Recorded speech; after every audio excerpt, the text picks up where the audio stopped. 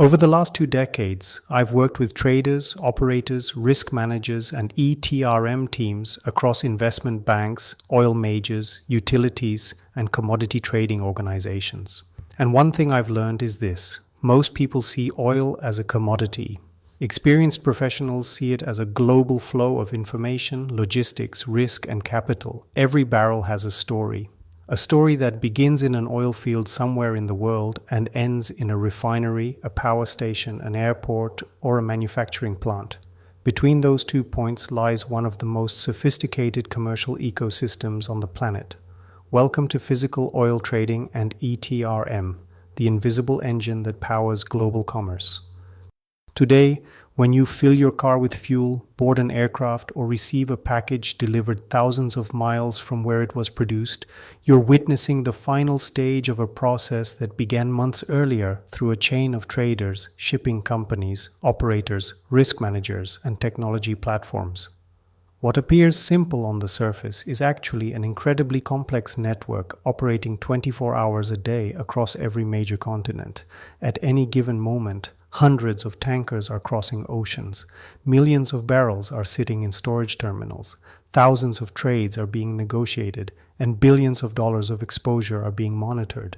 The world's energy system doesn't operate by accident. It operates because thousands of professionals make thousands of decisions every single day. Decisions about supply, demand, pricing, freight, storage, credit, market risk, operational risk, and geopolitical risk. This is where physical oil trading begins. Not with charts, not with technical indicators, not with speculation, but with a fundamental question. Can I move energy from a place where it is less valuable to a place where it is more valuable? Because that simple question has created some of the largest commodity trading organizations in history. Organizations such as Vitol, Trafigura, Gunvor, Mercuria, Shell Trading, BP Trading, Equinor, ADNOC Trading, and many others.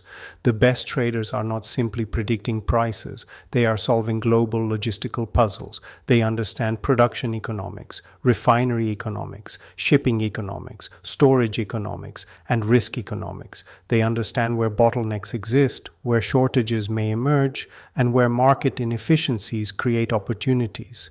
But here's what many newcomers underestimate. Finding the trade is often the easy part. Managing the trade is where the real challenge begins. Once a deal is agreed, an entire organization must come together to execute it flawlessly. Operations teams must schedule movements. Shipping teams must secure vessels. Credit teams must assess counterparties. Risk teams must monitor exposure. Finance teams must prepare settlements. And management must understand the commercial impact of every decision being made. Now imagine trying to manage thousands of these transactions simultaneously, across multiple commodities, across multiple geographies, across multiple currencies, across multiple legal entities, and across multiple regulatory regimes. Excel spreadsheets simply cannot handle that level of complexity. This is why the industry evolved toward ETRM systems, energy trading and risk management platforms. Systems such as Endur, Allegro, Right Angle, Triple Point, Aspect, and others.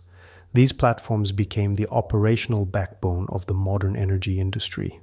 When I explain ETRM to executives, I often use a simple analogy. Think of the human body. The traders are the eyes, constantly scanning the market for opportunities. The operators are the hands, executing movements. The risk teams are the immune system, protecting the organization. The finance teams are the circulatory system, managing cash. And ETRM is the brain. Every trade enters the brain. Every shipment is tracked by the brain. Every valuation is calculated by the brain. Every exposure is measured by the brain. Every invoice is generated by the brain. Without ETRM, a modern trading organization loses visibility over its business. Without visibility, risk increases. Without risk control, profits disappear. And in commodity trading, small mistakes can become very expensive mistakes. A single incorrect pricing formula, a missed freight charge, an incorrect unit conversion, a failed hedge, or a simple data entry error. Any one of these can result in losses worth hundreds of thousands or even millions of dollars. That's why successful trading organizations treat data quality, operational discipline, and system controls as strategic assets. Throughout this masterclass, we're going to look beyond theory. We're going to examine how the industry actually works, how traders identify opportunities, how cargoes move around the world, how risk is measured and controlled, how profits are generated, and how ETRM systems transform complex physical operations into structured, measurable, and manageable business processes. Whether your goal is to become an ETRM business analyst, functional consultant, risk analyst, operator, trader, data engineer, solution architect, or technology leader, everything starts with understanding the fundamentals. Because before you can configure an ETRM system, before you can design data models, before you can build valuation engines, before you can calculate risk, you must first understand the business that the technology exists to support. And that journey starts right here. Welcome to Chapter 1. Before we dive deeper into physical oil trading, I want to show you something extremely important. This slide is not just a course roadmap. It's a blueprint of how the entire energy trading industry actually operates. Over the years, whether working with traders, operators, risk managers, finance teams, or implementing ETRM platforms, I've noticed one common challenge. Most professionals understand only a small piece of the value chain. A trader understands pricing. An operator understands logistics. A risk analyst understands exposure. An accountant understands settlements. An ETRM consultant understands system workflows. But very few people understand how all these moving parts connect together into a single commercial machine. That's exactly what this masterclass is designed to solve. By the time we finish this journey, you'll not only understand your own role, you'll understand how the entire ecosystem works from front office to back office, from the first trading idea to final accounting settlement, from the physical barrel to the financial ledger. Let's walk through the framework. The first phase is what I call the blueprint. This is where we are right now. These chapters build the foundational DNA of the industry. Before anyone can trade oil, they must understand the market itself. How supply works, how demand works, why prices move, who the major participants are, how trade opportunities are identified, and how deals are executed. Think of this as learning the rules of the game before stepping onto the field. Many people want to jump straight into systems like Endur or Allegro. That's a mistake. An ETRM system only automates business processes. If you don't understand the business process, the software will never truly make sense. That's why we begin with fundamentals. Next comes the system and risk layer. This is where theory starts becoming reality. Now we're capturing deals, managing counterparties, checking credit limits, scheduling cargo movements, managing logistics, tracking inventory. This is where many organizations begin to separate winners from losers. Because commodity trading isn't simply about making profitable trades, it's about managing risk while executing those trades. I've seen companies make excellent trading decisions and still lose money because operational controls failed. I've also seen average trading strategies generate exceptional returns because execution discipline was world-class. In energy trading, execution matters a lot. Then we move into physical operations, and this is where the business becomes truly fascinating. This is where barrels become ships, contracts become cargoes, and trading decisions become physical reality. We'll explore pre-shipment activities, loading operations, voyage monitoring, port operations, discharge activities, delivery processes. These are not theoretical concepts. These are real operational workflows that determine whether a cargo reaches its destination profitably or becomes an expensive lesson. Many newcomers underestimate operations. Experienced traders never do, because $1 million trading opportunity can be destroyed by a poorly managed vessel nomination or a delayed discharge operation. Physical trading is ultimately a logistics business. The market rewards those who move molecules efficiently. After physical operations comes the financial layer. This is where every commercial decision is translated into dollars and cents. Final pricing, freight calculations, invoice generation, cash settlements, accounting entries, profit and loss reporting. This is where management ultimately asks the question that matters most. After all the risk, after all the logistics, after all the operational complexity, did we actually make money? And if so, How much? One of the most powerful lessons you'll learn throughout your ETRM career is this: profit is not created when a trade is booked. Profit is realized when the entire life cycle is successfully completed. Many organizations discover this lesson the hard way, and finally we arrive at the future. The advanced topics, the sophisticated risk models, the complex ETRM capabilities, the integrated enterprise view. This is where we move beyond individual trades and start thinking like trading organizations, like risk committees, like chief risk officers, like heads of trading, like ETRM architects. Because the goal isn't simply to understand transactions. The goal is to understand the system that manages thousands of transactions simultaneously. Now look at the note at the bottom of the slide. It says that Chapter 1 maps the fundamental DNA of the industry before we execute our first live trade. And that's exactly right. Imagine trying to learn surgery without understanding human anatomy. Imagine trying to build a house without understanding architectural drawings. Imagine trying to configure Endur, Allegro, right angle, triple point, or aspect without understanding how physical trading actually works. It simply doesn't work. Today we're laying the foundation. Every concept we cover from this point forward will connect back to what we're learning right now. The traders, the operators, the risk managers, the accountants, the logistics teams, the ETRM systems, the data, the controls, the processes, everything starts here. Because before you learn how to manage trades, you must first understand the industry those trades exist within, and that's exactly what we're going to do. Let's start with what might sound like a very simple question. What exactly is a barrel of oil? Now, if you've spent time around traders, risk managers, or ETRM systems, you'll hear the term barrel hundreds of times a day. A trader might say, "Buy me 1 million barrels of Bonny Light." A risk manager might discuss exposure in barrels. An operator might schedule vessel nominations in barrels. An ETRM system might calculate inventory positions in barrels. But have you ever stopped to think about why the industry still uses a measurement that originated more than a century ago? The answer takes us back to the birth of the oil industry.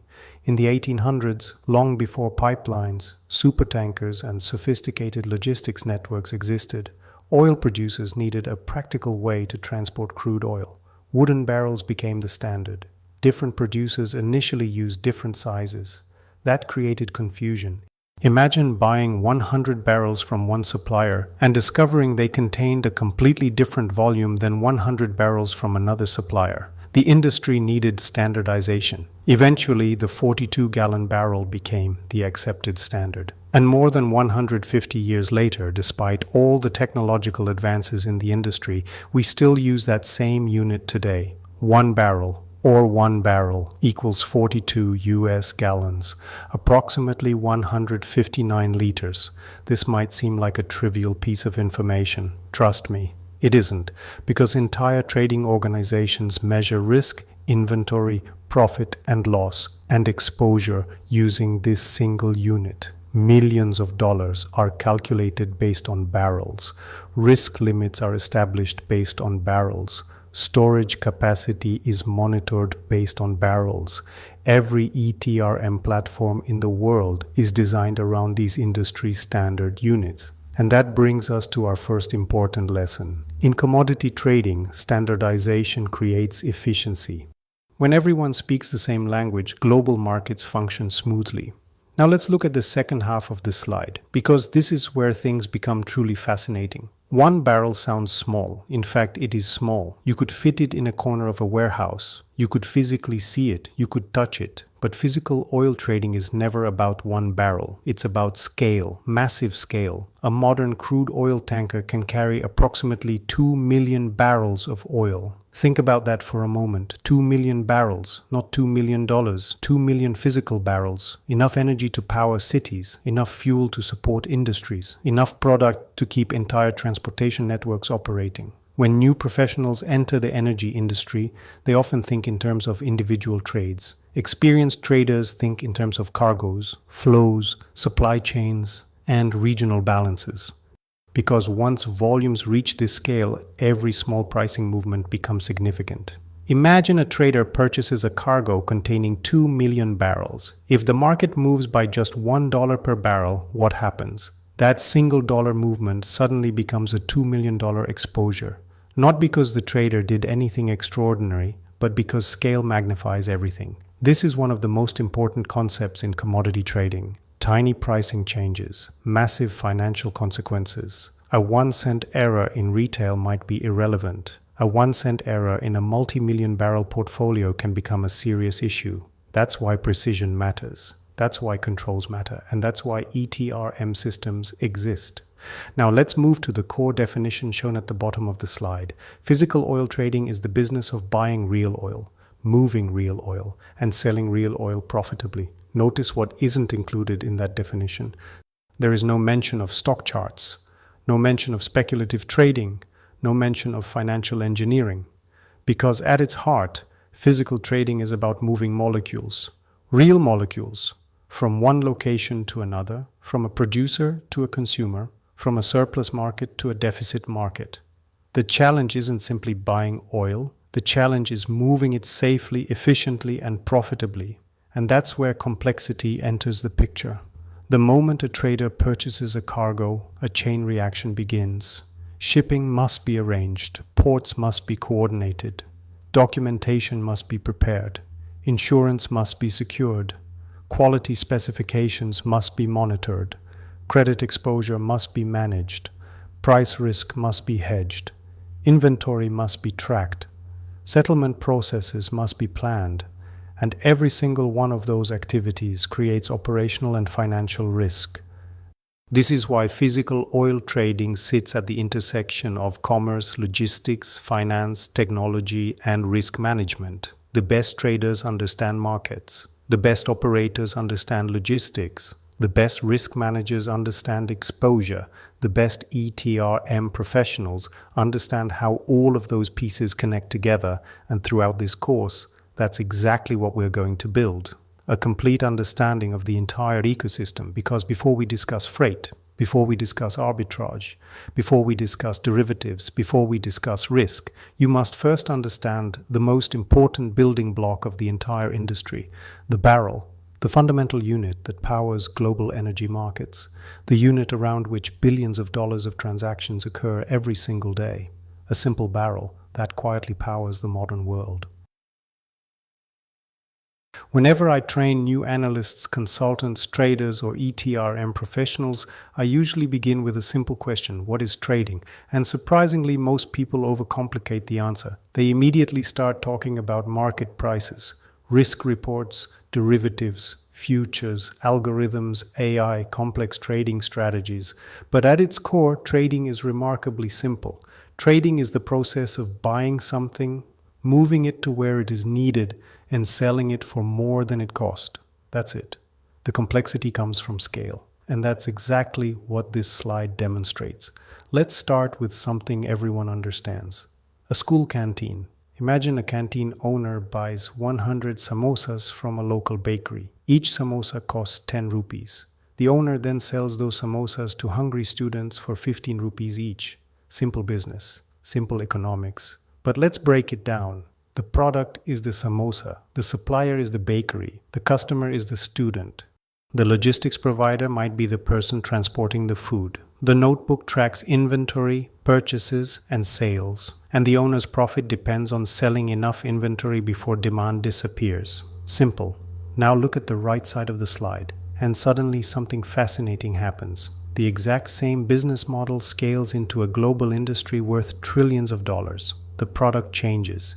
Instead of samosas, we're trading oil. Instead of 100 units, we're trading 1 million barrels. Instead of a local bakery, the supplier becomes a major producer such as Saudi Aramco or ADNOC. Instead of hungry students, the customers become refineries processing crude into fuels. Instead of a bicycle or rickshaw, transportation becomes a tanker crossing oceans. Instead of a notebook, we now have sophisticated ETRM platforms managing billions of dollars of transactions. But the underlying business model remains exactly the same. That's one of the most important lessons in commodity trading. The principles never change, only the scale changes. And scale changes everything. Let's take a closer look. In the school canteen example, if demand suddenly falls because students stay home during heavy rain, the owner may be left with unsold inventory. Perhaps a few thousand rupees are lost, unpleasant, but manageable. Now let's scale that problem to physical oil trading. Imagine a trader purchases 2 million barrels of crude oil. The cargo is loaded, the vessel is sailing, and suddenly refinery demand collapses, storage tanks become full, buyers disappear. Now we're not talking about thousands of rupees, we're talking about millions of dollars, potentially tens of millions. That's inventory risk. And inventory risk is one of the oldest risks in commodity trading, because every barrel sitting unsold represents capital tied up and exposed to market movements. Now let's discuss logistics.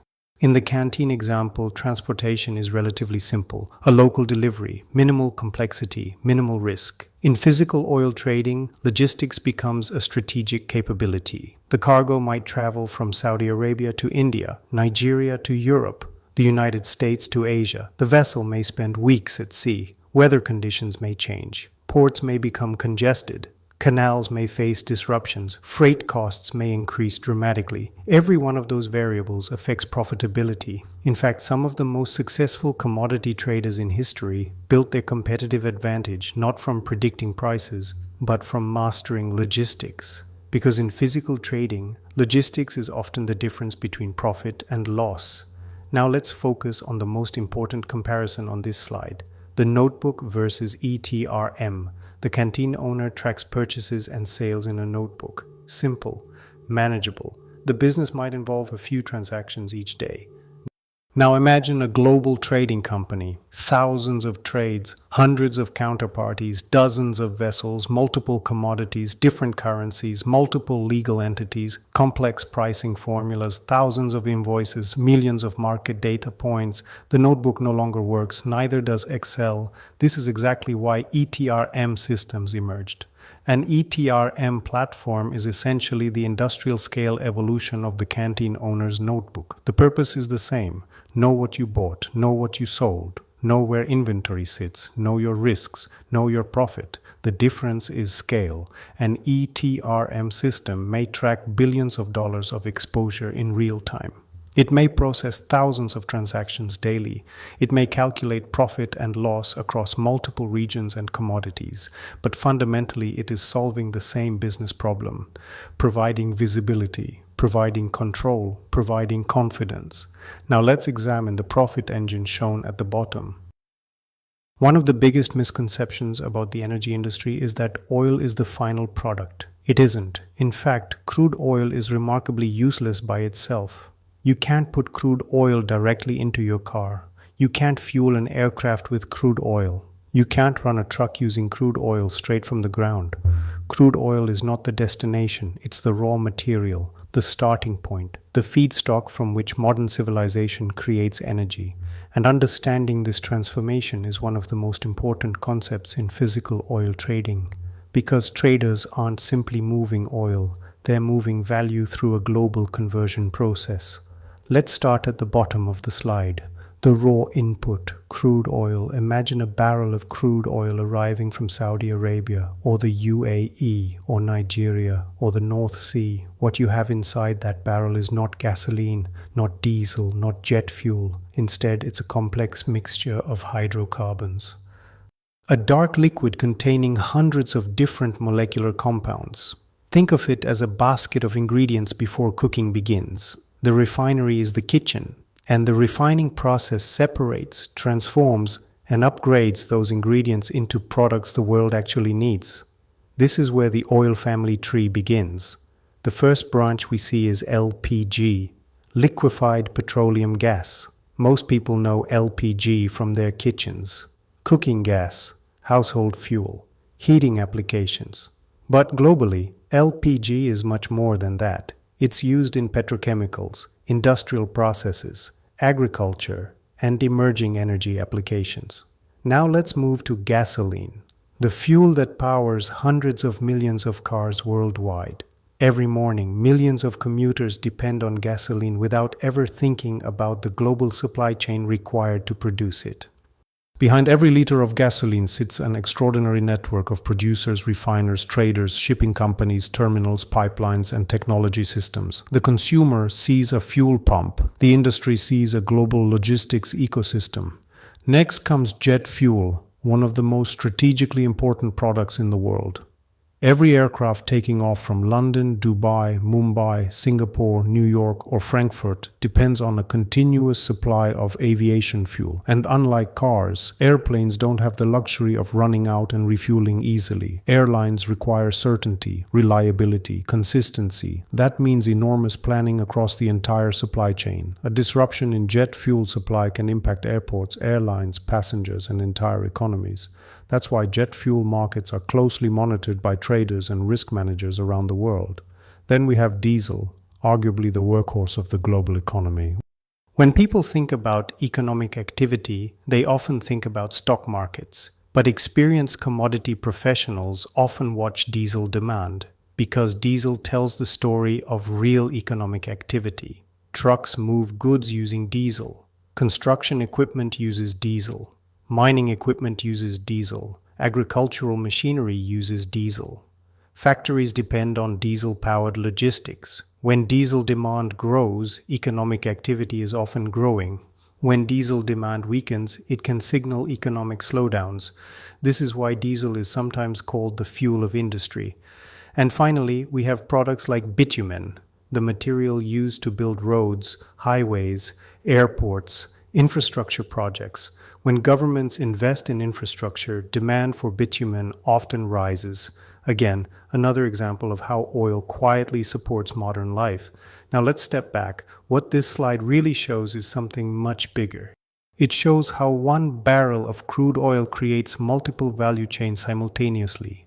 A refinery doesn't simply produce one product, it produces many, each with different economics, different customers, different markets, different risks, and different opportunities. This creates complexity, but it also creates opportunity, because physical traders don't just trade crude, they trade value. They understand which products are in demand, which regions need supply, which refineries can produce specific products most efficiently, and where market imbalances exist. The best traders don't think about barrels, they think about flows, product flows, margin flows, demand flows, profit flows. Now let's turn our attention to the right side of the slide, the key players in the room, because products don't move themselves. Entire organizations exist to make these flows happen. The first group is producers, the companies and countries responsible for extracting crude oil from the ground. Saudi Aramco, ADNOC, ExxonMobil, Chevron, Shell, BP, Petrobras, and many others. Their mission is relatively straightforward. Find hydrocarbons, extract them safely, sell them efficiently, but producing oil is only the beginning. Production creates supply. Someone still needs to connect that supply to demand, and that's where traders enter. In my experience, this is the most misunderstood role in the industry. Many people think traders are simply buying and selling. Experienced professionals know traders are solving global optimization problems. Every day they evaluate supply imbalances, demand changes, shipping economics, storage constraints, refinery requirements, credit exposure, geopolitical developments, and market risks.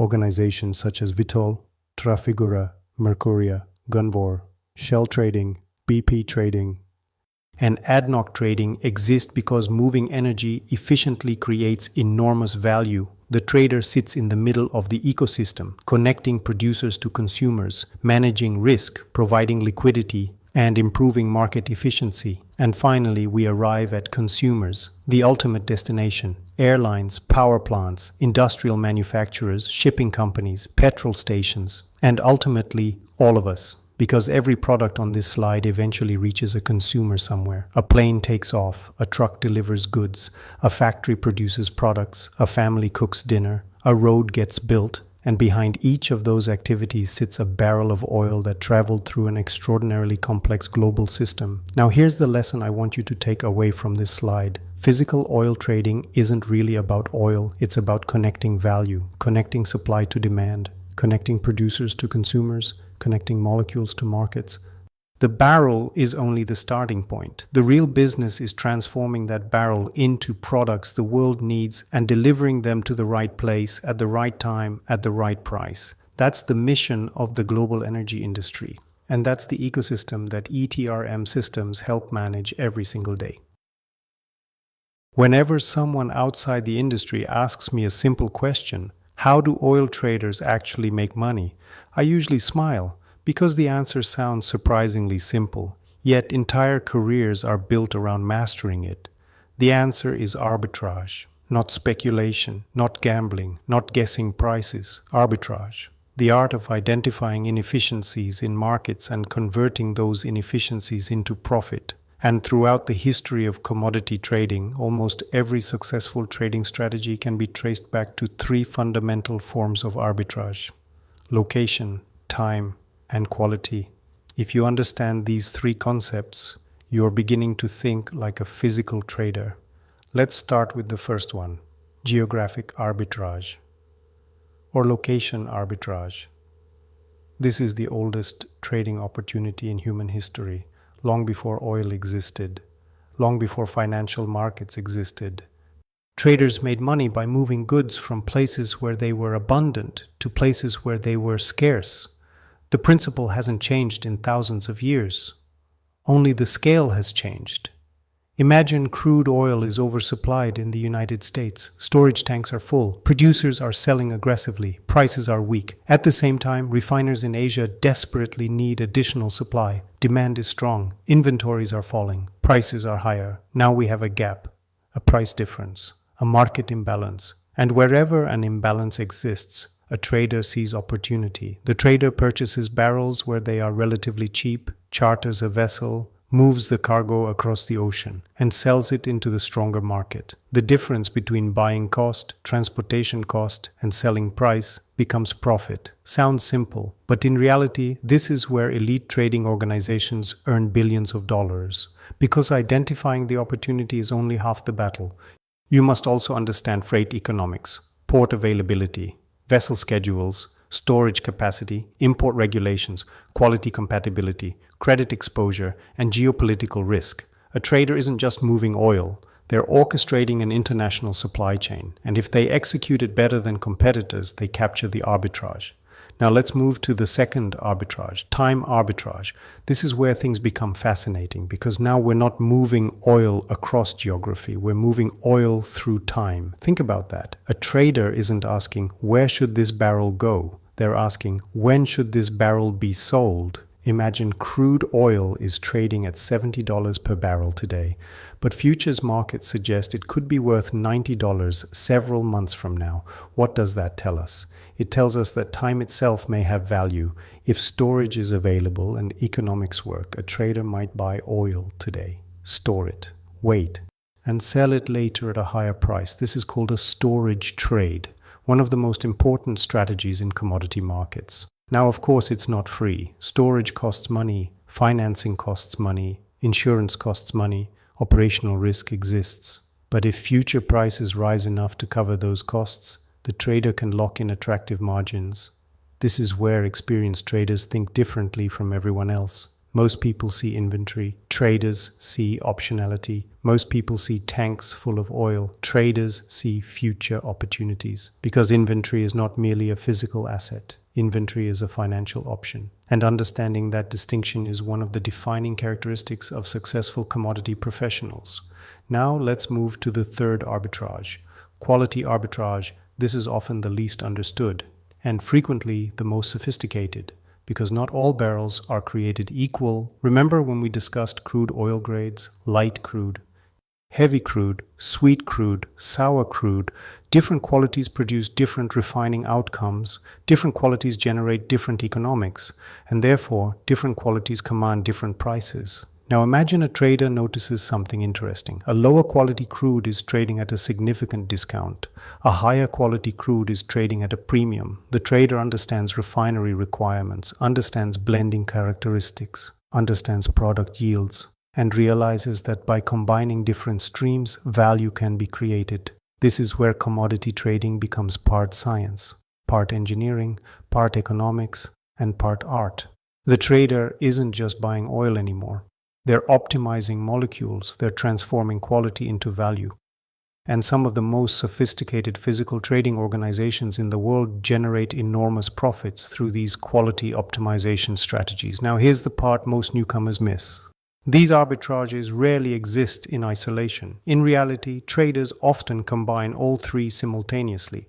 Imagine a cargo purchased in West Africa, stored temporarily, blended to improve quality, then shipped to Asia. What began as one trade may contain geographic arbitrage, time arbitrage, and quality arbitrage, all working together. This is where commodity trading becomes incredibly powerful, because the best traders don't look for one opportunity. They stack opportunities, layer opportunities, optimize opportunities. Every additional improvement increases profitability. Every additional inefficiency captured creates value. Now let's connect this back to ETRM, because identifying arbitrage is only the beginning. Execution determines success. A trader may see an opportunity worth several $1 million, but if freight costs are calculated incorrectly, the trade fails. If inventory positions are inaccurate, the trade fails. If market data is wrong, the trade fails.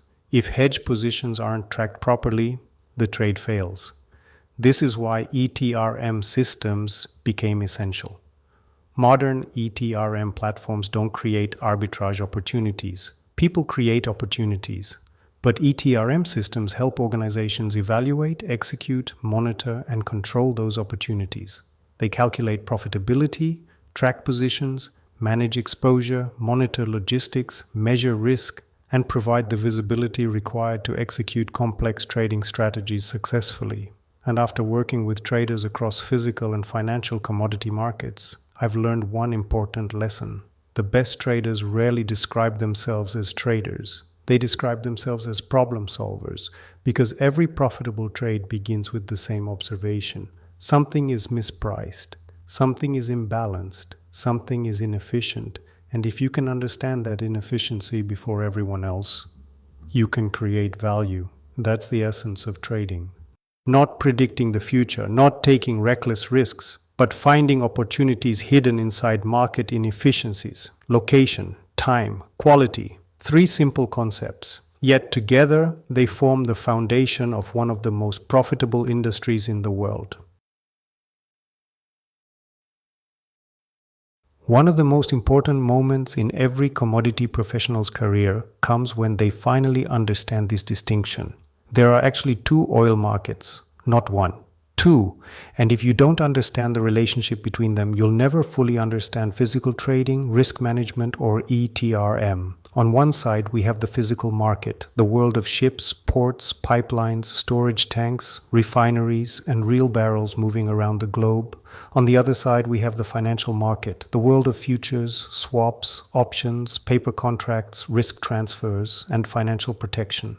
Most newcomers assume these are separate worlds. Experienced professionals know they're inseparable. The physical market creates risk, the financial market manages risk. Together, they form the foundation of modern commodity trading.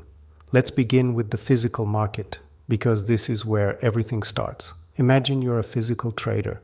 You purchase 2 million barrels of crude oil from a producer in the Middle East. The cargo is loaded onto a tanker. The vessel begins its journey to Asia. At this point, something very important has happened. You now own real oil. Not a spreadsheet, not a derivative, not a financial instrument. Real physical oil, floating on a ship worth hundreds of millions of dollars. This creates opportunity, but it also creates risk. And the moment the vessel leaves the terminal, the clock starts ticking. Weather risk, freight risk, operational risk, credit risk, political risk, and most importantly, price risk. Because the market doesn't stop moving simply because your ship is sailing. Prices continue changing every second. And that's where the financial market enters the story. Imagine you purchase the cargo at $80 per barrel. Everything looks profitable. The economics work. The refinery is waiting. The vessel is on schedule.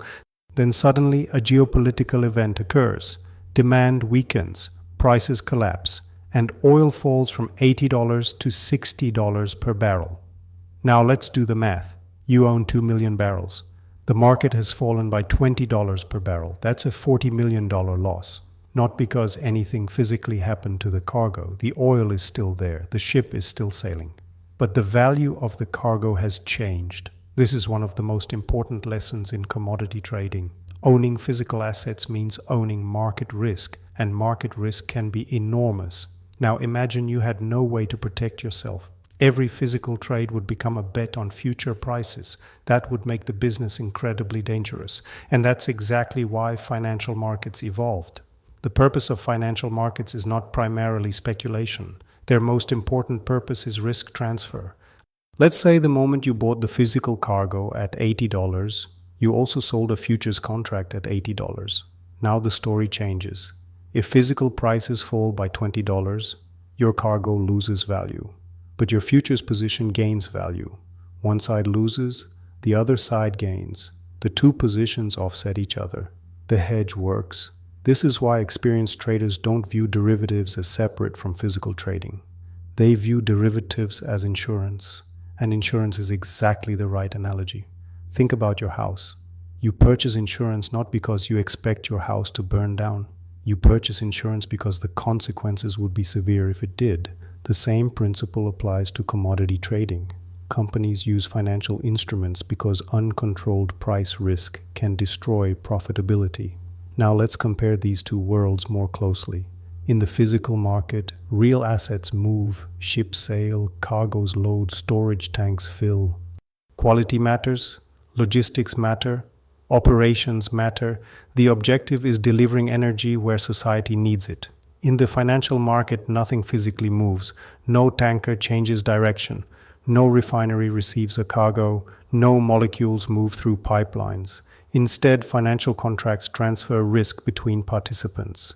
The objective is managing uncertainty. One market moves energy, the other market manages exposure. And here's where things become interesting. Most major commodity companies operate in both worlds simultaneously. A trader may buy physical crude, sell financial futures, purchase freight exposure, enter foreign exchange hedges, and manage interest rate risk, all as part of a single commercial strategy. What appears to be one trade often consists of dozens of interconnected positions, and suddenly the complexity becomes enormous. This is where ETRM becomes critical, because now we're not tracking just physical barrels.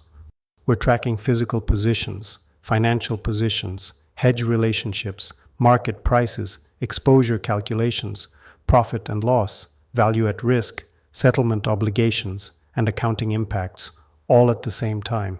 Imagine managing thousands of these positions across multiple commodities and multiple regions without technology. It would be impossible. That's why every major trading organization relies on ETRM platforms, because ETRM creates a single view of both worlds. The physical world and the financial world. The system understands what you own physically, it understands how you're hedged financially, and it helps answer one of the most important questions in the business. What is our actual risk? Not our apparent risk, not our gross exposure, our real exposure, after hedges, after offsets, after protections, and that's the number management cares about. Now let's look at the message at the bottom of the slide. Why hedge? The example is simple. A trader buys physical oil at $80. The market falls to $60 while the vessel is still sailing. Without protection, the trader loses $40 million on a 2 million barrel cargo. With an effective hedge, that physical loss can be largely offset by gains in the financial market. That single example explains why derivatives became essential to commodity trading, not because traders wanted more complexity, but because global energy markets became too large, too volatile, and too important to operate without risk protection. And that's the key lesson from this slide. Physical trading creates value. Financial trading protects value. Physical markets move energy. Financial markets manage uncertainty. Neither works effectively without the other. And the organizations that master both worlds are the organizations that consistently outperform competitors. Because in commodity trading, success isn't just about finding profitable opportunities. It's about surviving long enough to realize those profits, and that's exactly what risk management helps you do. Let's imagine something for a moment. It's Monday morning. A large commodity trading company starts its trading day. Crude oil cargoes are loading in the Middle East. LNG vessels are crossing oceans. Refined products are moving through terminals. Traders are negotiating deals in Singapore. Risk managers are reviewing exposures in London. Operators are coordinating vessels in Geneva. Finance teams are preparing settlements in Houston. Thousands of decisions are being made simultaneously. Millions of dollars are moving every hour. And somewhere inside that organization, a CEO asks a very simple question. What is our position right now? How many cargoes do we own? What risks are we carrying? What is our current profit and loss? Which vessels are delayed? Which counterparties owe us money? What inventory do we hold? What trades are awaiting approval? What is our exposure if oil prices move 5%? Simple questions. But in a modern trading organization, answering those questions is incredibly difficult unless you have a system capable of connecting everything together. And that's where ETRM enters the picture. Energy trading and risk management, the digital brain of the trading organization. Now, when people first hear the term ETRM, they often think it's a software product, a technology platform, an application, a tool. But experienced professionals understand something deeper. ETRM is not software. ETRM is the operational model of the business translated into technology. Every process, every workflow, every control, every valuation, every report exists because the business requires it. The software simply brings those processes together into a single ecosystem. Let's start at the center of this slide. The trade. Everything begins with a trade. A trader purchases crude oil, or sells diesel, or enters a freight agreement, or executes a hedge. The moment that transaction occurs, information begins flowing across the organization. Risk needs to know, operations needs to know, finance needs to know, credit needs to know, management needs to know. And here's the challenge. Everyone needs the same information, but everyone uses it differently. The trader wants to know profitability, the risk manager wants to know exposure, the operator wants to know logistics requirements, the accountant wants to know settlement obligations, the executive wants to know overall business performance. How do you ensure everyone sees the same truth? That's the problem ETRM solves. The trade is entered once, then shared everywhere, one source, one version of reality, one trusted record. Now let's talk about why this matters. Imagine a company managing 10 trades. You can probably coordinate that with spreadsheets, perhaps even 50 trades, still manageable. Now imagine 5,000 active transactions across crude oil, natural gas, power, refined products, LNG, environmental products, freight contracts, financial hedges, multiple regions, multiple currencies, multiple legal entities. Suddenly spreadsheets stop being tools. They become risks. And every major commodity company eventually reaches that realization because complexity grows exponentially, not linearly. Now let's look at the functions surrounding the ETRM platform. The first is trade capture. This sounds simple, but it's one of the most important activities in the entire organization because every report, every valuation, every invoice, every risk calculation depends on accurate trade data. I've seen organizations spend millions implementing advanced analytics platforms, only to discover their underlying trade data was unreliable. Technology cannot compensate for bad data. An ETRM system starts by ensuring that the foundation is correct. Then comes risk management. And this is where ETRM delivers enormous value. Markets move constantly. Prices rise, prices fall, volatility changes, exposures evolve. Management needs visibility. Not next week, not tomorrow, now. What are our risks? Where are we vulnerable? What happens if prices collapse? What happens if a counterparty defaults? The ETRM platform continuously answers those questions, providing transparency across the portfolio. Next comes scheduling and logistics. Now we're entering the physical world, the world of ships, pipelines, storage terminals, rail movements, and delivery obligations. Physical commodities are unique because ownership alone isn't enough. You must also move them, and movement creates complexity. The ETRM platform becomes the coordination engine, tracking where assets are, where they're going, when they're arriving, and whether operational plans are being executed successfully. Now let's move to inventory. One of the most valuable assets in commodity trading. Inventory is not simply oil sitting in a tank. Inventory represents opportunity, flexibility, optionality, risk, and capital. Management needs visibility into inventory at all times. What do we own? Where is it? How much is it worth? What risks are attached to it? ETRM provides those answers. Then comes settlement and accounting. The point where commercial activity becomes financial reality. Trades become invoices, invoices become payments, payments become profit or loss. This is where many organizations discover whether a trade that looked profitable on paper actually generated value. And because commodity trading operates at enormous scale, accuracy becomes critical.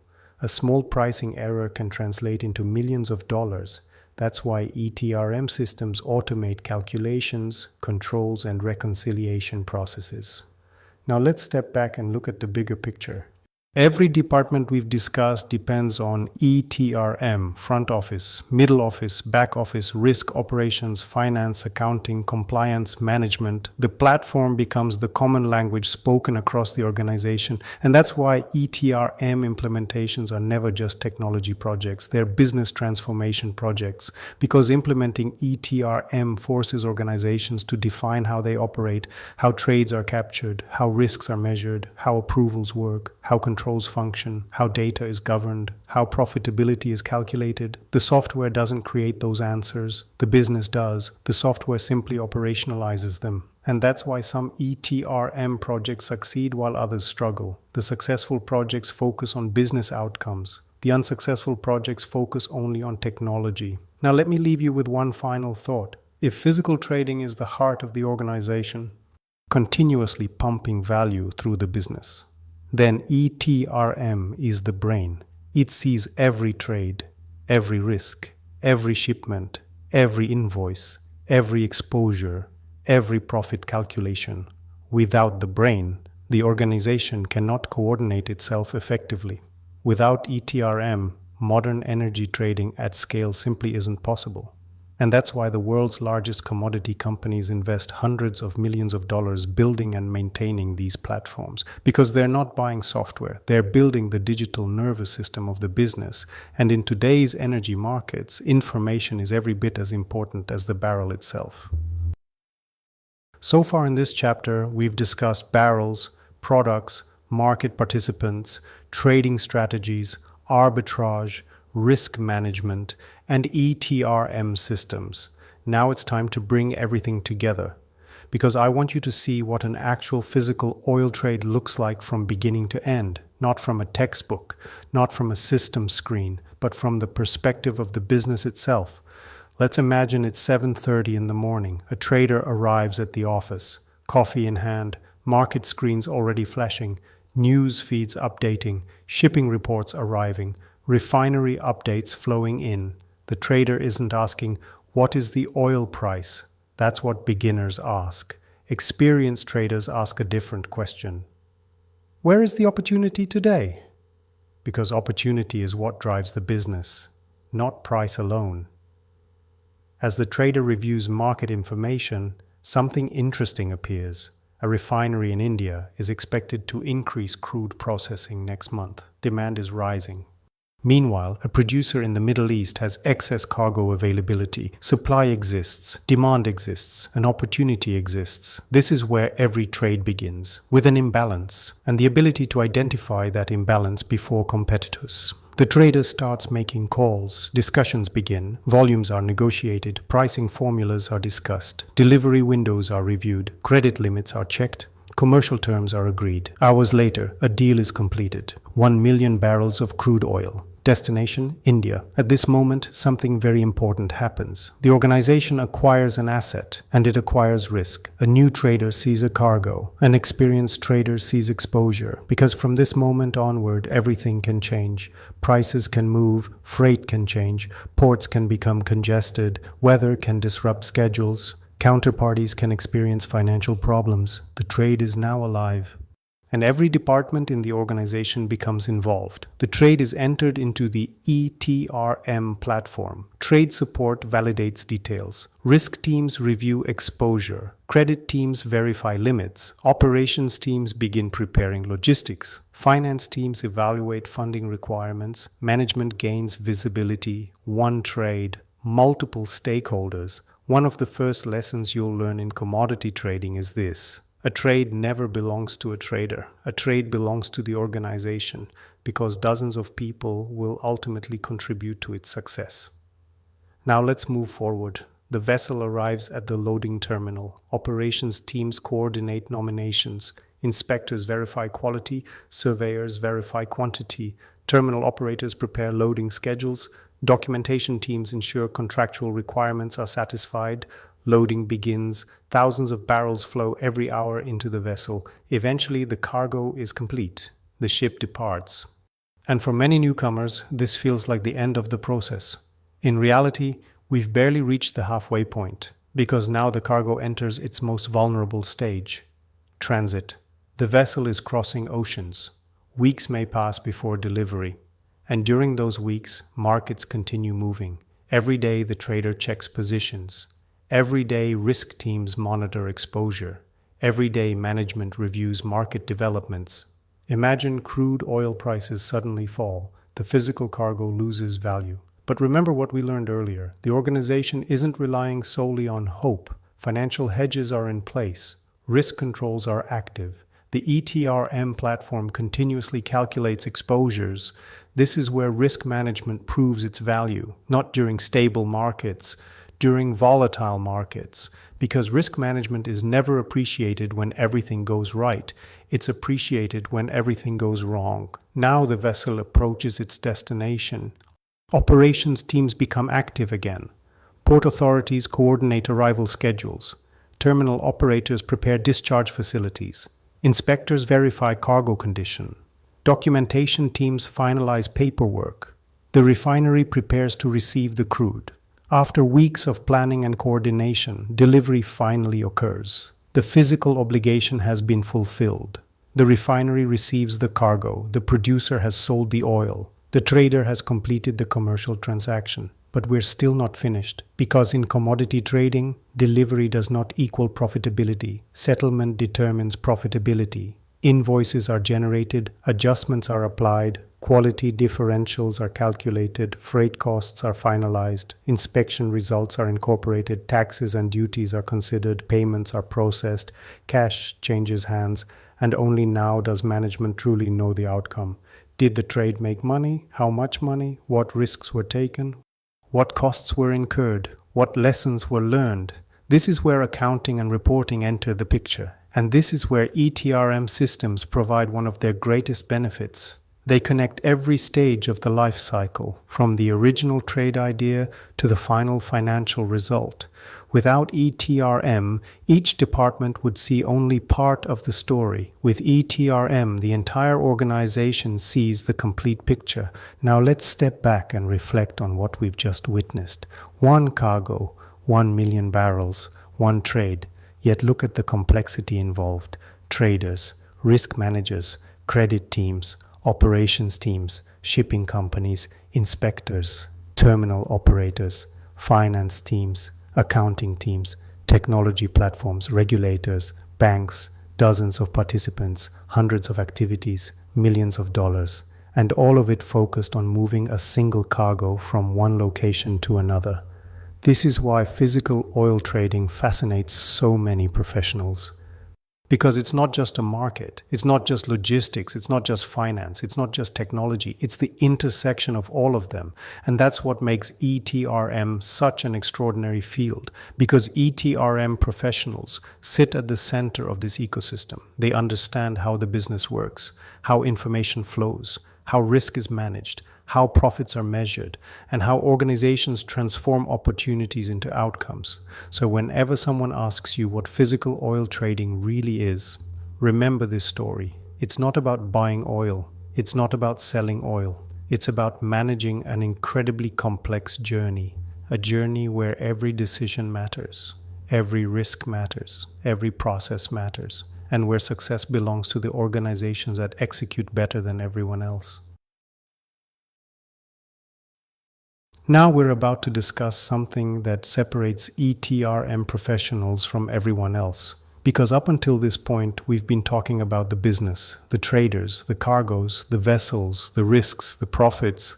But now we need to answer a different question. How does a system actually understand all of this? How does a piece of software know what a trade is? How does it know who owns it? How does it know where the cargo is? How does it calculate profit and loss? How does it understand risk? The answer lies in something called the data model. And after spending years implementing ETRM platforms, I can tell you this. The quality of a trading organization's decisions is directly linked to the quality of its data model, because before a system can calculate anything, it must understand everything. Let's look at the diagram. At first glance, it seems simple. 3 tables: trade table, instrument table, position table. Simple. But don't let the simplicity fool you. These 3 structures represent the foundation of multi-billion-dollar trading organizations. Let's start with the trade table. This is where business reality begins. Every deal ever executed enters this structure: counterparty, trade date, volume, price, location, delivery terms, contractual information, commercial agreements. Everything starts here. In many ways, this table represents the memory of the organization.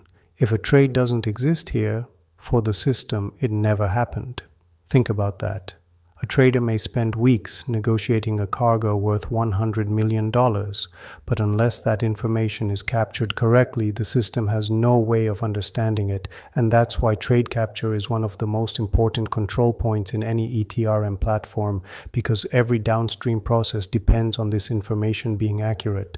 Now let's move to the instrument table. This is where the system learns what it is trading: Brent, WTI Dubai, Murban, Bonnie Light, futures, swaps, options, physical cargoes. Every instrument has characteristics, pricing rules, risk behaviors, valuation methodologies, settlement conventions. The system stores all of that knowledge here. Think of the instrument table as the encyclopedia of the trading organization. Without it, the system would know a trade exists, but it wouldn't know what the trade actually means. And that's a very important distinction. Because risk is not calculated from trades. Risk is calculated from instruments. Now we arrive at the position table. This is where executives start paying attention. Because trade is trade, but management manages positions. The position table answers critical questions. How much crude do we own? How much diesel have we sold? What is our exposure to Brent? What is our net position in Europe? How much inventory is currently floating on vessels? What happens if prices move? The position table transforms individual transactions into business intelligence. One trade by itself tells a story. Thousands of trades aggregated together tell management how the business is performing, and that's why positions sit at the center of risk management. Now let's move to the right side of the slide, the conversion complexity. And this is where physical commodity trading becomes far more difficult than many financial markets. A stock trader buys shares, sells shares, the unit remains the same. A commodities trader lives in a completely different world. Traders buy barrels, ships transport metric tons, refineries consume liters, risk teams calculate exposure in barrels, finance teams settle in dollars, and all of these units must reconcile perfectly every single day. Let's take a simple example. A trader buys 1 million barrels of crude oil. The vessel operator reports quantities in metric tons. The refinery receives product in liters. The accounting system records monetary values. The risk engine calculates exposure using futures curves. Now imagine one conversion factor is wrong. Perhaps the density is incorrect. Perhaps temperature adjustments are missing. Perhaps volume calculations are inaccurate. Suddenly inventory becomes incorrect. Risk reports become incorrect, invoices become incorrect, profit calculations become incorrect, and management begins making decisions using bad information. This is why experienced ETRM professionals become obsessed with data quality, because they understand a simple truth: bad data creates bad decisions. Now let's discuss the small note shown in green. System controls. At first glance it seems minor, but in reality, controls are what separate enterprise platforms from spreadsheets.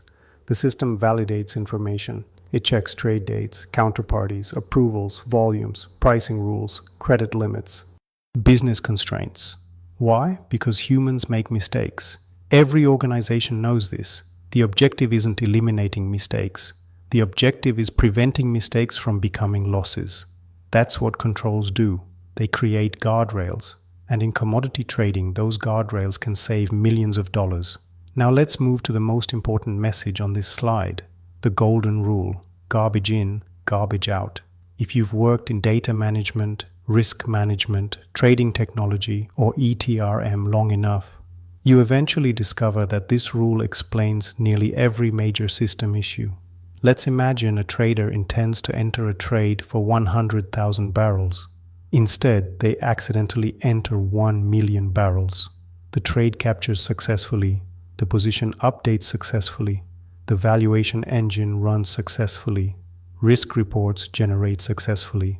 Invoices calculate successfully. Management dashboards update successfully. Everything works perfectly. Except for one thing: the underlying data is wrong, and because the data is wrong, every result is wrong. The system didn't fail, the process failed. This is one of the most dangerous misconceptions in technology. People assume systems create truth. Systems do not create truth. Systems process information. The quality of the output depends entirely on the quality of the input, and that's why data governance matters. Master data matters. Validation rules matter. Approval workflows matter. Reconciliation matters. These are not administrative tasks. These are risk controls. In fact, after years working on large-scale Endur and ETRM transformations, I've seen organizations spend millions improving valuation models while losing money because of poor reference data. I've seen sophisticated risk engines calculate exposures to the penny using incorrect trade data. I've seen beautiful executive dashboards displaying perfectly wrong numbers. All because somebody ignored the golden rule: garbage in, garbage out. Now let's conclude with the lesson every future ETRM professional should remember. Traders create opportunities. Operators move cargoes. Risk teams manage exposure. Executives make decisions. But all of them depend on data. And the moment data quality deteriorates, every part of the organization becomes vulnerable. That's why elite trading organizations treat data as a strategic asset. Not an IT responsibility, not a reporting requirement, a strategic asset. Because ultimately, every profit calculation, every risk calculation, every invoice, every exposure, every management decision begins with one thing: trusted data. And that is why the data model sits at the heart of every successful ETRM platform. If there's one lesson that separates junior professionals from experienced commodity traders, it's this: the biggest risks in physical trading are the risks you see on a pricing screen. Most newcomers focus on oil prices. Brent moves $2, WTI moves $3. Markets rally, markets sell off, and they assume that's where risk lives. Experienced traders know something different. Price risk is visible. The most dangerous risks are often invisible. And that's exactly what this slide is about. Strategic risk. The risks that don't appear in market charts. The risks that can transform a profitable trade into a major loss. The risks that keep chief risk officers awake at night. Let's begin with the first one: basis risk. One of the most misunderstood concepts in commodity trading. Many people assume that if they've hedged a trade, they're protected. Not necessarily. Let's imagine you're buying physical crude in West Africa. But you're hedging using Brent futures. Sounds reasonable. After all, Brent is the global benchmark. But what happens if Brent rises while West African crude weakens? Suddenly the hedge doesn't behave exactly as expected. The relationship between physical prices and benchmark prices changes. The spread moves, and now the hedge becomes imperfect. This is basis risk. And it's everywhere. Different locations, different grades, different delivery points. different benchmarks. The physical market rarely moves in perfect harmony with financial markets. That's why sophisticated trading organizations spend enormous effort understanding basis relationships. Because a hedge that appears perfect on paper can still create significant exposure in reality. Now let's discuss a risk that every physical trader eventually learns to respect: demurrage. One word: millions of dollars. For people outside the industry, demurrage sounds like a technical shipping term. For experienced operators, it's one of the fastest ways to destroy profitability. Imagine you've chartered a vessel. The ship arrives at the discharge port. Everything looks fine, then something goes wrong. Port congestion, documentation delays, inspection issues, weather disruptions, operational bottlenecks. The vessel waits and waits and waits. The problem? Ships aren't free. A modern tanker may cost tens of thousands of dollars per day, sometimes significantly more. Every additional day, waiting generates cost: 5 days, 10 days, 15 days. Suddenly, a profitable cargo loses a large portion of its margin. I've seen trades where the market view was correct. The hedge worked. The customer paid. And yet profitability suffered because operational delays created massive demurrage costs. This is why successful commodity trading isn't just about understanding markets. It's about understanding execution. Now let's move to operational risk, the category that catches many organizations by surprise. Because operational risk doesn't need a market crisis. It doesn't need a geopolitical event. Sometimes all it needs is a simple mistake: wrong cargo quality, incorrect vessel nomination, incorrect documentation, incorrect quantity calculations, missed approvals, broken interfaces, manual process failures, human error. And in commodity trading, small operational mistakes often become very expensive operational mistakes. Because the business operates at industrial scale, a single error can impact millions of dollars of inventory. I've seen organizations invest heavily in sophisticated trading strategies while underestimating operational controls. The result? Excellent commercial decisions undermined by poor execution. And that's one reason ETRM systems became so important, not merely to manage trades, but to reduce operational risk through controls, workflows, validations, and transparency. Now let's turn our attention to the map, because this map tells one of the most important stories in global energy markets. The story of choke points. A choke point is exactly what it sounds like: a narrow pathway through which enormous volumes of global trade must pass. And whenever critical infrastructure becomes concentrated in a small geographic area, risk emerges. Let's begin with the Strait of Hormuz, arguably the most important energy choke point in the world. Every day, enormous volumes of crude oil and petroleum products move through this narrow waterway connecting the Persian Gulf to global markets. Look at the geography. It's surprisingly narrow. Yet a significant portion of global oil trade depends on it remaining open. Now imagine what happens if geopolitical tensions escalate. Shipping disruptions occur, insurance premiums rise, vessel operators become cautious, market participants begin worrying about supply. Immediately, global markets react. Prices move, risk increases, volatility rises, not because supply has disappeared, but because markets fear supply could disappear. And in commodity markets, perception often moves prices before reality does. Next, we have the Suez Canal, one of the most strategically important trade routes in the world, connecting Europe, Asia, and the Middle East. This canal dramatically reduces travel time for vessels moving between regions.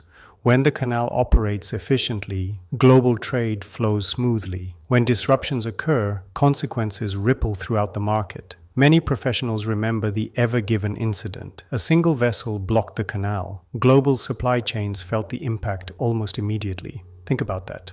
One ship, one waterway, global consequences. That's the power of a choke point. And finally, the Strait of Malacca, the gateway connecting major Asian economies to global energy supplies. China, Japan, South Korea, Southeast Asia.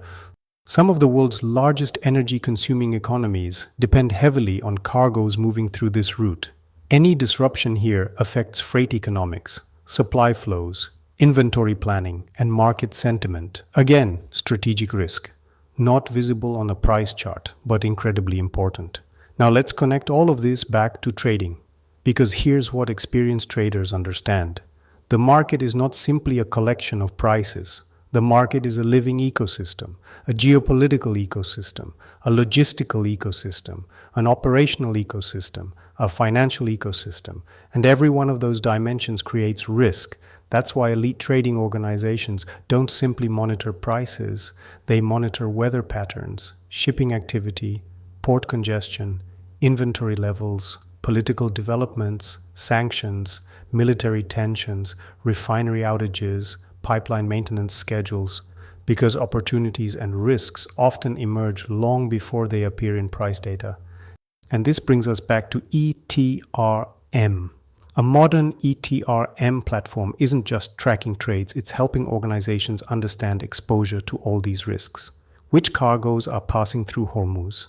Which vessels are affected by Suez disruptions? Which positions are exposed to basis risk? Which trades face demurrage exposure? Which inventories are vulnerable? Without visibility, organizations react. With visibility, organizations prepare.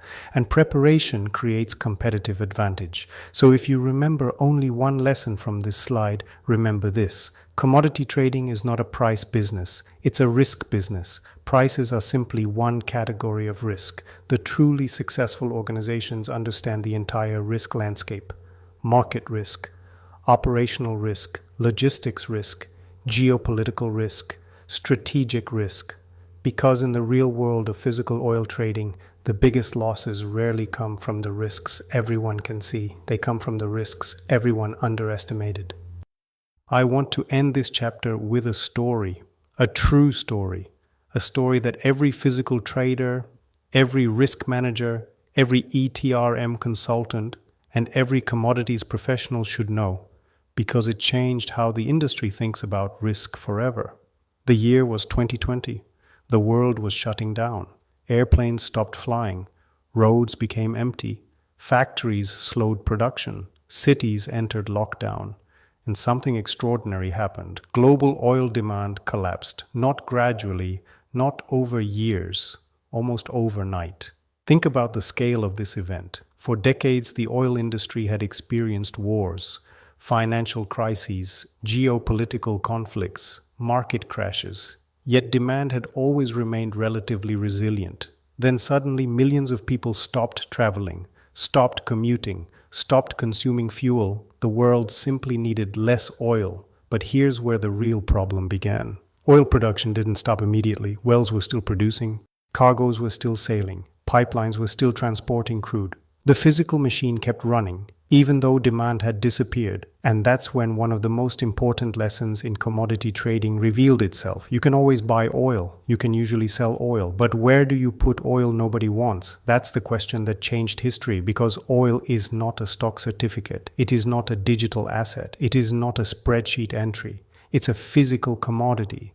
It occupies space, real space, storage tanks, pipelines, vessels, terminals, caverns, and eventually the world started running out of places to store it. Look at the chart on this slide. WTI crude oil prices were already under pressure, then suddenly they collapsed. And on April 20th, 2020, something happened that many professionals believed was impossible. Oil prices went negative. Let that sink in. Sellers were literally paying buyers to take oil away. Not because oil had no value, not because energy was no longer important, but because storage had become more valuable than the oil itself. Imagine owning a cargo during that period. Normally, ownership represents opportunity. Now, ownership represented a problem. Storage tanks were full. Ships were floating storage units. Ports were congested. Every additional barrel became a liability. For the first time in modern market history, the industry experienced a situation where logistics became more important than price. And that's a lesson no professional ever forgets, because the market wasn't telling us oil was worthless. The market was telling us there was nowhere left to put it. Now let's talk about the winners, because every crisis creates both winners and losers. The winners were organizations with visibility, organizations that understood inventory positions in real time, organizations that knew exactly how much storage remained. organizations that monitored risk continuously, organizations with mature ETRM systems. These firms saw the problem developing weeks before the headlines appeared. They understood storage constraints, they understood physical limitations, they understood inventory exposure, and most importantly, they acted. Some reduced positions, some secured storage early, some optimized logistics, some adjusted hedges, but they had one advantage: information. Trusted information, timely information, actionable information. Now let's talk about the losers, because the slide makes a very important point. Many firms were still managing millions of barrels using spreadsheets and fragmented processes. Think about that. Millions of barrels, hundreds of millions of dollars, managed through disconnected files, manual reports, delayed information. And when the crisis accelerated, they couldn't react quickly enough. Positions became trapped, storage disappeared, margins evaporated, losses multiplied, the market exposed every weakness, not just commercial weaknesses, operational weaknesses, technology weaknesses, data weaknesses, process weaknesses. Because markets are ruthless teachers, they don't care about intentions, they care about preparation. Now look again at the section titled The Physical Reality. This is perhaps the most important sentence on the slide. If you owned a ship full of oil and had nowhere to put it, the logistical and demurrage costs meant financial ruin. That's physical trading, not theory, not academic models, not PowerPoint presentations, reality. Because at the end of the day, physical commodities obey physical laws. A spreadsheet can hold unlimited inventory. A storage tank cannot. An Excel file never becomes full. A terminal does. A database never experiences congestion. A port does. This is why experienced commodity professionals always respect operational reality. Because eventually, reality wins. Now let's connect this back to everything we've learned throughout Chapter 1. We learned about barrels. We learned about logistics. We learned about storage. We learned about arbitrage. We learned about risk. We learned about ETRM. And in April 2020, all of those concepts collided at the same time. The crisis wasn't a pricing event, it was a logistics event, a storage event, a risk management event, a data event, an ETRM event. Everything became connected, and that's why this story matters. Not because negative oil prices will necessarily happen again, but because it teaches a timeless lesson. The biggest risks in commodity trading often come from constraints, physical constraints, storage constraints, transportation constraints, information constraints. The organizations that understand those constraints survive. The organizations that ignore them struggle. Now imagine you're the CEO of a trading company during that period. What would you want to know? How much oil do we own? Where is it? How much storage remains? Which vessels are floating? Which contracts are expiring? What is our exposure? What happens tomorrow if storage disappears completely? Those aren't spreadsheet questions. Those are ETRM questions. And that's exactly why ETRM systems became strategic assets. Not because they produce reports, but because they help organizations understand reality before reality becomes a crisis. And that brings us to the final lesson of Chapter 1. The commodity business is not about predicting the future. It's about being prepared for futures that nobody expected. Because on April 19th, 2020, almost nobody believed oil could trade below zero. On April 20th, it did. And the organizations that survived weren't necessarily the smartest. They were the most prepared, the most disciplined, the most informed, the most operationally aware. And that, more than anything else, is what physical oil trading and ETRM are really about. Congratulations, you've reached the point where everything we've discussed in this chapter finally comes together. The barrel, the trader, the refinery, the ship, the arbitrage, the hedge, the risk, the ETRM platform, everything. Because what you're looking at on this slide is not a theory. It's not an academic example. It's not a textbook definition. It's a simplified version of how real physical trading organizations think every day. This is the moment where opportunity becomes profit. Let's start with step 1, the opportunity, because every trade begins with a question. Where is the inefficiency? Where is the imbalance? Where is the market opportunity? Imagine you're sitting on a crude trading desk in Singapore or Geneva or London, you spend your day monitoring markets, refinery demand, shipping flows, inventory levels, price differentials, and then you notice something interesting. A refinery in India is actively looking for low-sulfur sweet crude. Demand is increasing, supply options are limited, refiners are willing to pay a premium. Now, most people would see this as information. A trader sees it as opportunity. And that distinction is important because commodity trading is fundamentally the process of converting information into profit. The trader has identified an imbalance, and every profitable trade begins with an imbalance. Now let's move to step 2, the buy. The trader decides to purchase 1 million barrels of Nigerian Bonny Light crude, one of the most respected sweet crude grades in the market. The cargo is priced at dated Brent plus $2 per barrel. At this point, money has not been made. This is one of the biggest misconceptions among newcomers. Buying is not profit. Buying creates exposure. The trader now owns risk, price risk, logistics risk, operational risk, credit risk, execution risk. The journey has only begun. Now comes step 3, transportation. And this is where physical trading becomes very different from financial trading. A stock trader clicks a button. A physical trader hires a ship. The cargo must move thousands of miles across oceans. The vessel must be chartered. The route must be planned.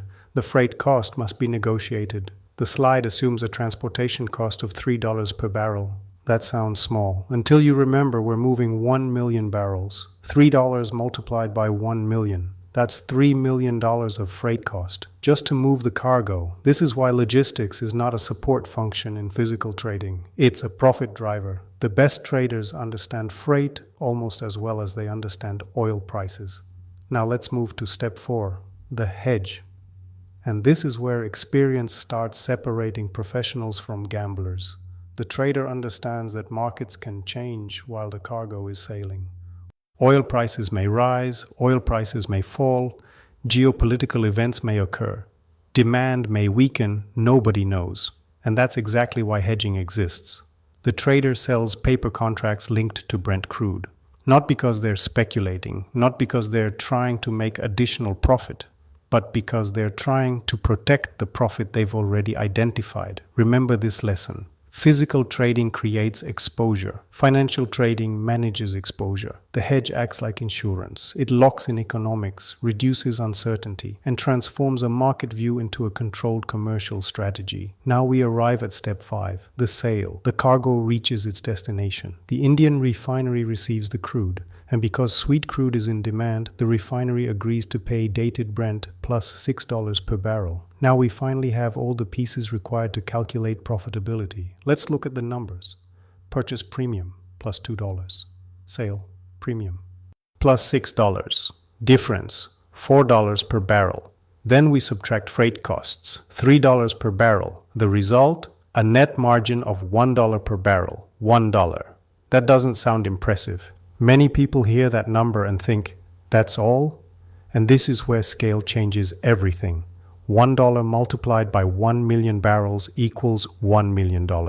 A single trade, a single cargo, a single commercial idea, $1 million of profit. And now you understand why commodity trading is such a fascinating industry, because the margins are often small, but the scale is enormous. Now here's the lesson most people miss. The profit wasn't created when the cargo was sold. The profit wasn't created when the hedge was executed. The profit wasn't created when the vessel was chartered. The profit was created when the trader first identified the opportunity. Everything else was execution. Think about that. The trader saw something before competitors, an imbalance, a demand signal, a pricing inefficiency, a market disconnect. That insight created value. The rest of the organization helped realize that value. Operations executed logistics, risk teams monitored exposure, finance funded the cargo, ETRM tracked the lifecycle, management provided governance, success required the entire organization, which brings us back to ETRM. Because imagine trying to manage this trade manually, trade capture, pricing formulas, freight costs, inventory tracking, risk exposure, hedge positions, profit calculations, settlement workflows, accounting entries. Now multiply that by hundreds of cargoes, across dozens of regions, across multiple commodities. Immediately you understand why ETRM became indispensable. Because ETRM doesn't create opportunities, people create opportunities. ETRM ensures opportunities become profits. And that's a very important distinction. Now let's zoom out one final time. This trade contains almost every concept we've learned in Chapter 1. Market intelligence, physical commodities, logistics, arbitrage, risk management, hedging, profitability, data, ETRM, everything working together. And that's why I love this example, because it demonstrates the true nature of physical trading. Not gambling, not speculation, not luck. A disciplined process of identifying inefficiencies and executing them better than competitors. That's the business. And if you understand this slide, you've already started thinking like a physical trader. Throughout this chapter, we've talked about cargoes, ships, markets, risk, profitability, ETRM systems, and global energy flows. But now I want to talk about something much more personal, your future. Because every professional entering this industry eventually asks the same question.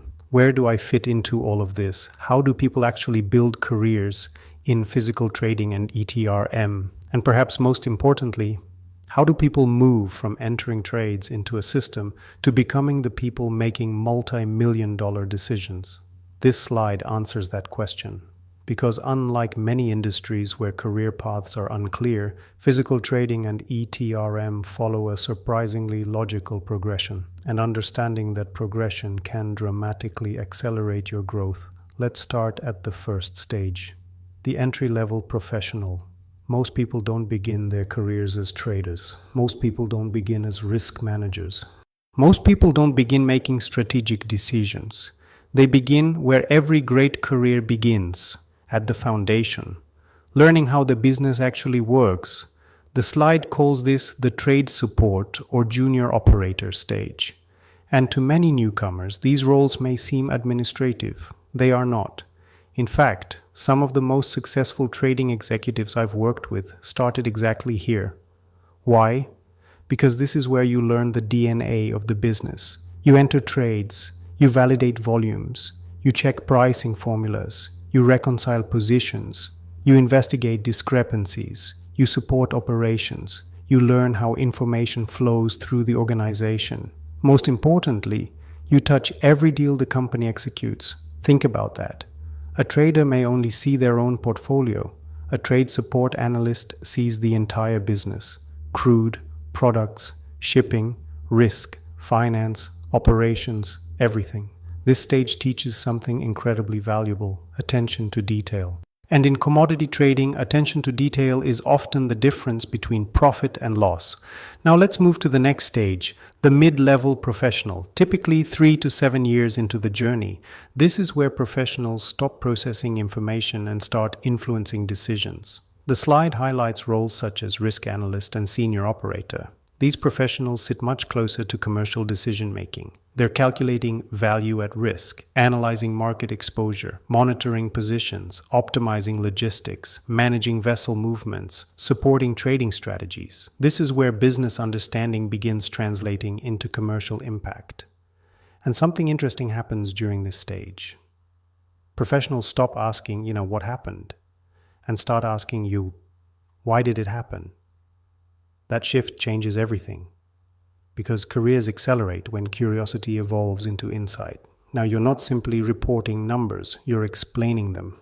You're identifying patterns, you're recommending actions, you're becoming a trusted advisor, and trust is one of the most valuable currencies in the trading industry. Now let's move to the top of the pyramid, the expert level, 10 years or more. This is where careers become truly transformational. The slide references physical traders, heads of risk, and senior ETRM consultants. But these titles only tell part of the story. What really changes is responsibility. At this level, you're allocating capital, making strategic decisions, designing operating models, managing portfolios, defining risk appetite, architecting enterprise platforms, leading teams, influencing corporate strategy, and perhaps most importantly, making decisions under uncertainty. because senior professionals rarely have perfect information. Markets move too quickly, conditions change too rapidly. The ability to make sound decisions despite uncertainty becomes one of the defining characteristics of leadership. Now look carefully at the description on the slide. Backed by deep market intuition and flawless system data. That's an incredibly important statement because expertise in this industry is never built on intuition alone, and it's never built on data alone. The best professionals combine both. Market intuition without data becomes guesswork. Data without business understanding becomes noise. The real value emerges when both come together. That's exactly why ETRM professionals are so highly valued, because they sit at the intersection of business and technology. They understand traders, they understand operators, they understand risk, they understand finance, and they understand how systems connect everything together. Now let's talk about something I wish someone had told me earlier in my career. The highest paid professionals in this industry are not always the smartest technical people. They're often the people who understand the entire ecosystem. The people who can walk into a room with traders, operators, risk managers, accountants, technology teams, and executives, and speak every language. Because organizations don't pay premiums for isolated knowledge. They pay premiums for integration, for perspective, for decision-making, for leadership. And that's where many careers accelerate. Now imagine 3 professionals entering the industry on the same day. The first focuses only on technology. The second focuses only on operations. The third learns technology, operations, risk, logistics, and trading. 10 years later, who do you think becomes the architect, the leader, the strategic advisor, usually the third person? Because the industry rewards breadth plus depth, not breadth alone, not depth alone, both. And that's why Chapter 1 exists. Not to teach software, not to teach configuration, not to teach screens, but to teach perspective. The perspective required to understand how the entire machine works. Because once you understand the machine, every career path becomes clearer. Business analyst, ETRM consultant, risk manager, trader, operations lead, solution architect, program manager, head of trading technology, chief risk officer. The path may differ, but the foundation remains the same. Business understanding. Now let's finish with one final thought. Every expert in this industry was once a beginner. Every head of trading once entered their first trade. Every chief risk officer once learned what a barrel was. Every ETRM architect once struggled to understand a trade lifecycle. Nobody starts at the top. The difference is that some professionals never stop learning. And in an industry as dynamic as commodity trading, continuous learning becomes a competitive advantage. So if you're entering physical oil trading and ETRM today, don't focus on the title. Don't focus on the destination. Focus on building the foundation, because strong foundations create extraordinary careers. And the journey you're starting today has the potential to take you much further than you can currently imagine. Every great journey begins with a foundation. Pilots learn aerodynamics before flying aircraft. Doctors learn anatomy before performing surgery. Engineers learn physics before designing bridges. And commodity professionals must learn the foundations of physical trading before they can successfully navigate global energy markets. That's exactly what we've accomplished in this chapter. We've built the foundation. And while it may not feel dramatic today, I can tell you from experience that everything you're going to learn from this point forward will depend on the concepts we've covered here. Because before you can understand complex trading strategies, you must understand the barrel. Before you can understand sophisticated risk model, you must understand the cargo. Before you can understand ETRM architecture, you must understand the business. And before you can make decisions, you must understand the system those decisions operate within. Let's look at the 3 lessons highlighted on this slide, because together they represent the DNA of the entire industry. The first lesson, physical trading moves energy. Paper trading protects its value. This may be the most important distinction in commodity markets. Physical trading exists to solve real-world problems, moving crude from producers to refiners, moving products from refineries to consumers, ensuring that airplanes can fly, factories can operate, cities can function. Physical trading is about molecules, movement, logistics, execution, but physical trading also creates risk, price risk, market risk, inventory risk, and that's where paper markets enter the picture. The financial market exists to absorb uncertainty, to transfer risk, to protect value. One market moves energy, the other market protects profitability. The world's most successful commodity organizations understand both, because neither can operate effectively without the other. Now let's move to the second lesson. Profit comes from arbitrage, geographic arbitrage, time arbitrage, quality arbitrage. This idea is deceptively simple. The market is never perfectly efficient. Supply and demand never remain perfectly balanced. Prices never remain perfectly aligned. And wherever inefficiencies exist, opportunities emerge. The trader's job is not to predict the future. The trader's job is to identify inefficiencies before competitors, to see opportunities others miss, to understand flows better than the market, to connect supply with demand more efficiently than anyone else.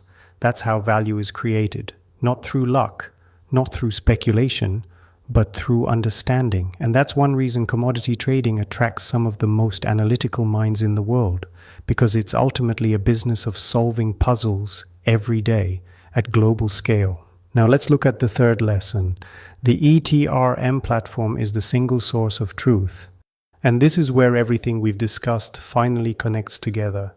Think about what we've covered: trades, cargoes, ships, prices, risk, inventory, invoices, settlements, accounting. Every one of these activities generates information, massive amounts of information. Without structure, that information becomes chaos. Without controls, it becomes risk. Without visibility, it becomes dangerous. The ETRM platform transforms complexity into clarity. It provides a common language for the entire organization. One trade entered once, used by everyone, trusted by everyone, controlled by everyone. This is why the most sophisticated commodity organizations invest so heavily in ETRM capabilities, because information has become as valuable as the commodity itself. Now let's focus on the question shown on the right side of the slide. It's a brilliant question, a question every trader eventually asks. How do we find profitable deals before everyone else? Because ultimately, that's the heart of the business. Not execution, not technology, not reporting, opportunity. Everything begins with opportunity, the ability to identify a market imbalance, the ability to recognize changing supply dynamics, the ability to understand demand before competitors, the ability to anticipate freight flows, inventory movements, geopolitical developments, refinery behavior, market sentiment. That's where profitable trades are born, and that's exactly where we're going next. Chapter 2. Market Intelligence. This is where the trader's mindset begins to develop, because the best traders don't simply react to markets. They understand them. They study supply, demand, geopolitics, shipping routes, inventory reports, refinery maintenance schedules, weather patterns, pipeline disruptions, economic indicators, and hundreds of other variables influencing energy flows. To an outsider, these may appear to be unrelated pieces of information. To a trader, they form a story about where the market is heading and where opportunities may emerge. In many ways, Chapter 2 is where the real journey begins, because now we're moving from understanding the framework to understanding how opportunities are actually discovered. We're stepping into the mind of the trader, the way experienced professionals analyze markets, the way they think about supply and demand, the way they identify opportunities before they become obvious, and that's one of the most valuable skills in the industry. Now let me leave you with a final thought. The energy industry is one of the most complex systems humanity has ever built. Every day, millions of barrels move across oceans. Thousands of cargoes change ownership. Billions of dollars of risk are transferred. Countless decisions are made. And somehow, despite all that complexity, energy arrives where it's needed, almost invisibly. The public rarely sees the machinery behind it, the traders, the operators, the risk managers, the ETRM platforms, the logistics networks, the market intelligence teams. but now you do. You've begun to see the invisible engine that powers the global economy, and more importantly, you've begun to understand how it works. That's a powerful advantage, because once you understand the foundations, you can build almost anything on top of them: a career, a trading strategy, an ETRM specialization, a consulting practice, a leadership path. It all starts here. Chapter 1 is complete. The foundation is set. Now the real adventure begins. Welcome to the world behind the world's energy.